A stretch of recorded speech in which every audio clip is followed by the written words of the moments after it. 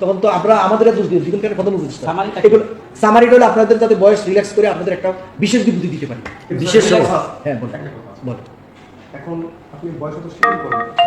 35 আছে বললেন 36 বছর এটা কার বয়স আমি যদি পরীক্ষা দিয়েছিলাম বয়স কত ছিল রাইট যদি আপনি ওই কথাই শুনেন ওইটাই বলা হয়েছে আপনি ওইটা বলেন হ্যাঁ। আমি 27 বছর 28 11 মাস 28 দিনে আমি স্যার পাস করেছি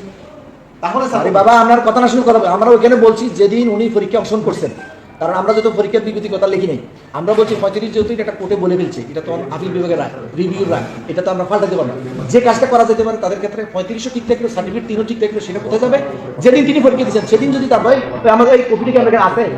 ইয়া কপিটা আনেন নাই তারপর আমি একটা কপি নিয়ে এসে আচ্ছা আমি পড়িস তখন বলছি যেদিন আপনি পরীক্ষা দিচ্ছেন সেদিন যদি আপনার বয়স 35 থাকে তাহলে মানে পরীক্ষা দিতে পারবেন অংশগ্রহণ করতে পারবেন এখন আমরা আমাদেরকে আবার বলা হয়েছে তাহলে আর লাখ লাখ সার্টিফিকেট দেবেন না আমাদের কাছে এস্টিমেট আছে 1010 এত